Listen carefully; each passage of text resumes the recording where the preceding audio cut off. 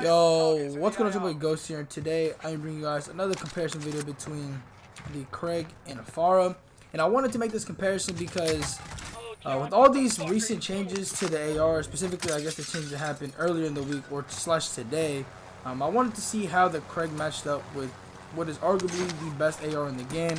I want to see if the Krig was capable of being considered the #1 AR, or if it was just a good AR but not necessarily better than the Fara. But before we get into that, I want to say if you're new to the channel, hit that subscribe button. We're on the road to 2,000, and we're about 240 away, so any sub helps. And I'm very thankful for your sub. Also, if you find this video informative or useful, please make sure to leave a like. Let's shoot for 15 likes. I think we're capable of doing that. You guys are insane, so you guys probably got that. And lastly, if you guys can do me a favor and follow me on my Twitch channel, we're about 10 away from 200.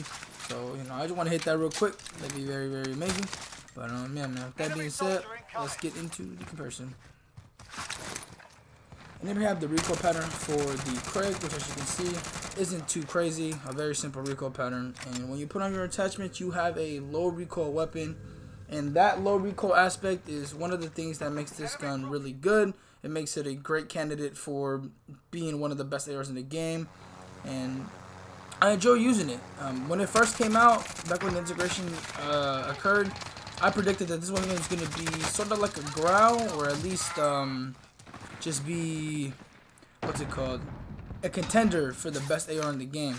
But, as time went on, that didn't really happen. Buff after buff came, and, it finally made this weapon a very good AR. And for some time, back in, was it season 3?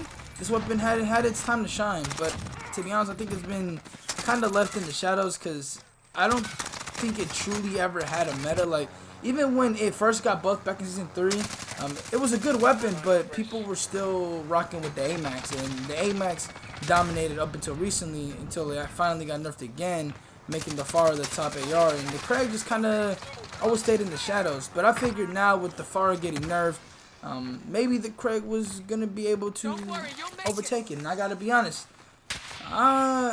there's one factor that makes me hesitant to say that the Krig could be better than the Fara, and that's just the damage factor. I think that the Krig has a lot less recoil than the Fara, and even then the recoil on the Fara is very low, but I think the Krig has slightly less recoil, which, I don't think really says much, because again, they're both low recoil weapons. But, I just feel like the Krig for damage is still solid. I would say it's better than the M13 in terms of like the low recoil weapon scale.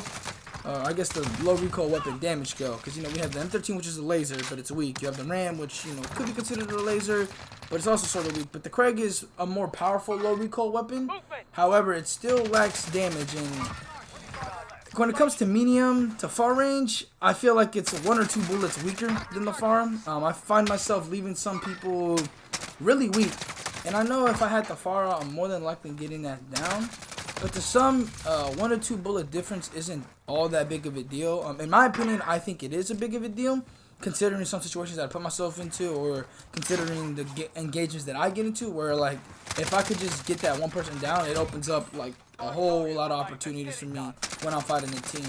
And that's why I like the Fara, because it's a pretty powerful weapon with not that much recoil. Or I guess it doesn't require for me to like have to battle with the weapon when I'm fighting someone at next. Like the AMAX, like it was cool. I like the AMAX, but sometimes that recoil was just a little too much. I can control recoil fairly well, but there's some instances or some days where my recoil control is just not there. And that's where weapons like the Fara and Krig, I think pretty solid. And I gotta even say, I think the Krig, although it might not necessarily be better than the Fara, I still would consider it better than the AMAX just because it has no recoil. And weapons like these, if they're not too weak, they're probably the best to be using. Like the M13, it's an okay weapon, but the fact that it shoots marshmallows is just, it's not for me. I can't really find myself using that weapon. I know it has a fast fire rate, but if I'm leaving people with just completely one shot, when if I use the Krig or even a Fara, knowing I'm gonna down them, like why would I use an M13? Same with the RAM. The RAM is kind of a pea shooter. I think it's a little bit better than the M13 just because the versatility of it and whatnot. But it still shoots marshmallows, and those two weapons I consider to be low recoil machines, but they just lack that damage aspect. as opposed to the Krig and Fara, where they have a pretty good damage for low recoil weapons. But anyways, with that being said, man, let's get into the Fara. And here we have the recoil pattern for the Fara, which, as you guys can see, seems to have more recoil than the Krig, but again, it's not some crazy difference between the two, because even when you have your attachments and whatnot, like, the recoil isn't extremely noticeable. I won't lie, there might be situations where if you are not controlling it properly, you might feel the recoil a little bit more. You might see yourself using a few more bullets because you can't hit your shots, because, you know, that's happened to me. But now that I've gotten a little bit more used to it, it's, you know, coming more naturally. I think it just takes a little bit of time to get adjusted to the nerf, because it technically got hit with the double nerf. You know, the Fara itself got nerfed, and then the barrels of cold war ARs got nerfed as well. So this weapon got hit quite a little bit.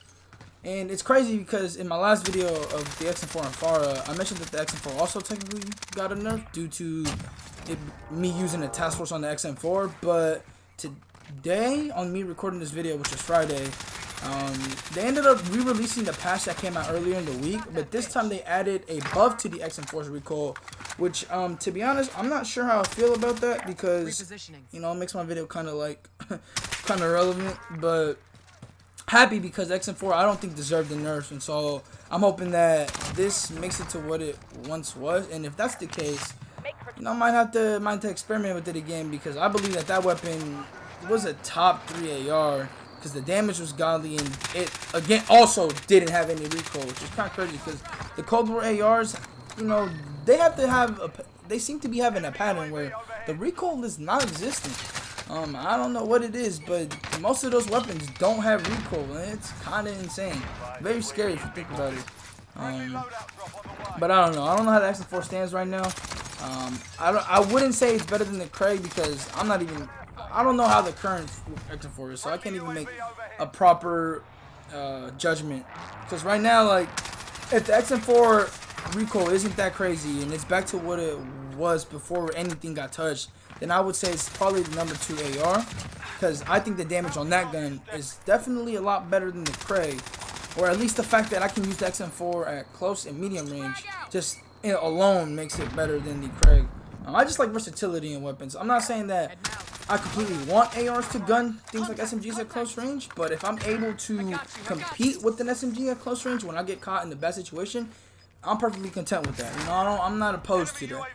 Now, when it starts getting ridiculous when SMGs can't compete with those ARs, you know, the Fara meta back in the day with the SMG, the FFAR meta, I guess even the XM4 meta, even though, like, I feel like the XM4 kind of sometimes loses to the MP5, because the Cold MP5 is on demon time right now. If you're not using the Cold MP5, test it out for me, man. I'm telling you, that thing is definitely a top tier SMG right now. But anyways, the Krig, man, I don't know if I'm using the wrong barrel or something, because I remember using the task force barrel, or the last barrel for the Krig, a while back, and it felt really weak. And right now, I'm not entirely sure how it would be. I don't know if I use that last barrel, the recoil is going to be even a little bit worse. Probably will be, because I think it got affected the most. But based off my class setup, based off how I'm using it, to me, it feels, you know, definitely below the Fara. Again, maybe if I use the last barrel or the takedown barrel, I believe, or the second to last barrel, I'm just going to say that, maybe it might be a little bit more, you know, competitive towards the Fara, but I don't see that happening, because, you know, those barrels aren't going to increase the damage. It might increase maybe damage range or something, but I don't think it's going to increase, like, the damage as much as the Fara. I don't think it closes the gap by that much. But anyways, man, I don't know. That's just my opinion, my take on it. Again, the Krig isn't some, like, horrible weapon that I think you should stay away from. I think if you want to have fun and not use the Fara, because, again, everyone right now is pretty much using it. You're going to see it everywhere. And if you don't want to get bored of the game or frustrated with the game, I would recommend you using the Krig. I would recommend XM4, but I feel like if you're not using the Fara, you're probably using XM4 or AMAX, and the Krig remains in the shadows.